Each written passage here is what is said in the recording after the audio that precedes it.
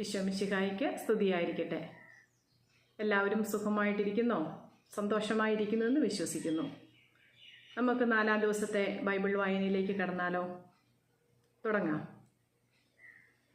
വിശുദ്ധ മത്തായി എഴുതിയ സുവിശേഷം അധ്യായം 4. മരുഭൂമിയിലെ പരീക്ഷ.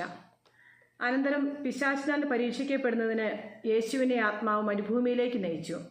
യേശു 40 ദിനരാത്രങ്ങൾ ഉപവസിച്ചു. അപ്പോൾ അവന് വിശന്നു. പ്രലോഭകൻ അവനെ സമീപിച്ചു പറഞ്ഞു, നീ ദൈവപുത്രനാണെങ്കിൽ ഈ കല്ലുകൾ അപ്പമാകാൻ പറയുക.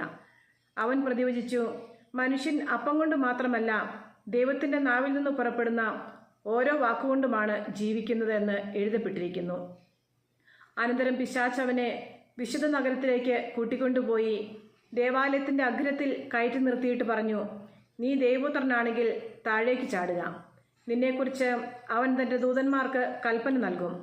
നിന്റെ പാദം കല്ലിൽ തട്ടാതിരിക്കാൻ അവർ നിന്നെ കൈകളിൽ താങ്ങിക്കൊള്ളും എന്ന് എഴുതപ്പെട്ടിരിക്കുന്നു.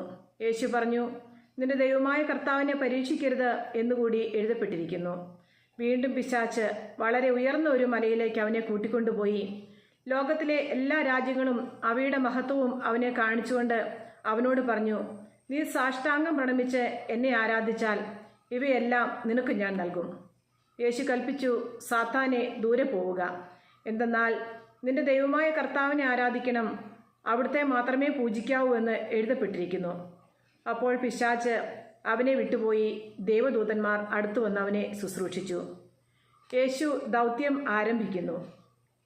യോഹന്നാൻ ബന്ധനസ്ഥനായെന്ന് കേട്ടപ്പോൾ യേശു ഗലീലിലേക്ക് പിൻവാങ്ങി. അവൻ നസ്രത്ത് വിട്ടു സെബുലൂണിൻ്റെയും നഫ്താലിയുടെയും അതിർത്തിയിൽ സമുദ്രതീരത്തുള്ള കഫർനാമിൽ ചെന്ന് പാർത്തു. ഇത് യെശയ്യാ പ്രവാചകൻ വഴി അരുളി ചെയ്യപ്പെട്ടത് നിവൃത്തിയാകാൻ വേണ്ടിയാണ്. സമുദ്രത്തിലേക്കുള്ള വഴിയിൽ ജോർദാന്റെ മറുകരയിൽ സെബുലൂൺ നഫ്താലി പ്രദേശങ്ങൾ, വിജാതിയരുടെ ഗലീലി, അന്ധകാരത്തിൽ സ്ഥിതി ചെയ്തിരുന്ന ജനങ്ങൾ വലിയ പ്രകാശം കണ്ടു. മരണത്തിൻ്റെ മേഖലയിലും നിഴലിലും വസിച്ചിരുന്നവർക്കായി ഒരു ദീപ്തി ഉദയം ചെയ്തു. അപ്പോൾ മുതൽ യേശു പ്രസംഗിക്കാൻ തുടങ്ങി, മാനസാന്തരപ്പെടുവിൻ, സ്വർഗരാജ്യം സമീപിച്ചിരിക്കുന്നു.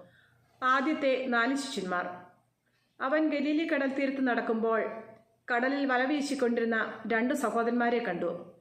പത്രോസ് എന്ന് വിളിക്കപ്പെടുന്ന ശിമയോനെയും സഹോദരൻ അന്ത്രയോസിനെയും. അവർ മീൻപിടുത്തക്കാരായിരുന്നു.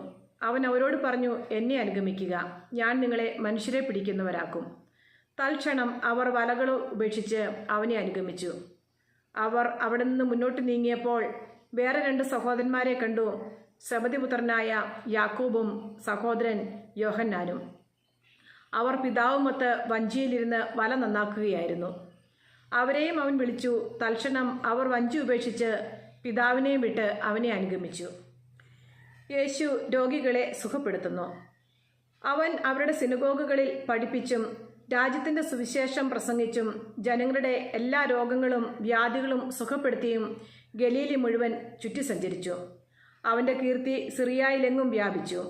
എല്ലാ രോഗികളെയും വിവിധ വ്യാധികളാലും വ്യഥകളാലും അവശരായവരെയും പിശാച് ബാധിതർ, അപസ്മാര രോഗികൾ, തളർവാദക്കാർ എന്നിവരെയും അവർ അവൻ്റെ അടുത്ത് കൊണ്ടുവന്നു. അവൻ അവരെ സുഖപ്പെടുത്തി ഗലീലി, ദക്കാപോലീസ്, ജെറുസലേം, യൂദയ, ജോർദാന്റെ മറുകര എന്നിവിടങ്ങളിൽ നിന്ന് വലിയ ജനക്കൂട്ടങ്ങൾ അവനെ അനുഗമിച്ചു. നമ്മുടെ കർത്താവായ മിശിഹായിക്ക് സ്തുതി. സങ്കീർത്തനങ്ങൾ അധ്യായം 4. ദൈവത്തിൽ ആനന്ദവും സുരക്ഷിതത്വവും. എനിക്ക് നീതി നടത്തിത്തരുന്ന ദൈവമേ, ഞാൻ വിളിച്ചപേക്ഷിക്കുമ്പോൾ എനിക്ക് ഉത്തരമരുളണമേ. ഞെരുക്കത്തിൽ എനിക്ക് അങ്ങ് അഭയമരുളി കാരുണ്യപൂർവ്വം എൻ്റെ പ്രാർത്ഥന കേൾക്കണമേ. മാനവരെ, എത്രനാൾ നിങ്ങൾ എൻ്റെ അഭിമാനത്തിന് ക്ഷതമേൽപ്പിക്കും? എത്രനാൾ നിങ്ങൾ പൊള്ളവാക്കുകളിൽ രസിച്ച് വ്യാജം അന്വേഷിക്കും? കർത്താവ് നീതിമാന്മാരെ തനിക്കായി തിരഞ്ഞെടുത്തിരിക്കുന്നുവെന്ന് അറിഞ്ഞുകൊള്ളുവിൻ. ഞാൻ വിളിച്ചപേക്ഷിക്കുമ്പോൾ അവിടുന്ന് കേൾക്കുന്നു. കോപിച്ചു കൊള്ളുക, എന്നാൽ പാപം ചെയ്യരുത്. നിങ്ങൾ കിടക്കയിൽ വെച്ച് ധ്യാനിച്ച് മൗനമായിരിക്കുക. ഉചിതമായ ബലികൾ അർപ്പിക്കുകയും കർത്താവിൽ ആശ്രയിക്കുകയും ചെയ്യുവിൻ. ആർ നമുക്ക് നന്മ ചെയ്യും?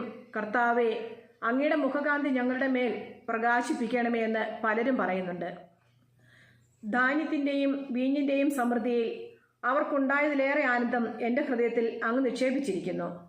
ഞാൻ പ്രശാന്തമായി കിടന്നുറങ്ങും. എന്തെന്നാൽ കർത്താവെ, അങ്ങ് തന്നെയാണ് എനിക്ക് സുരക്ഷിതത്വം നൽകുന്നത്. നമ്മുടെ കർത്താവായ മിശിഹായിക്ക് സ്തുതി.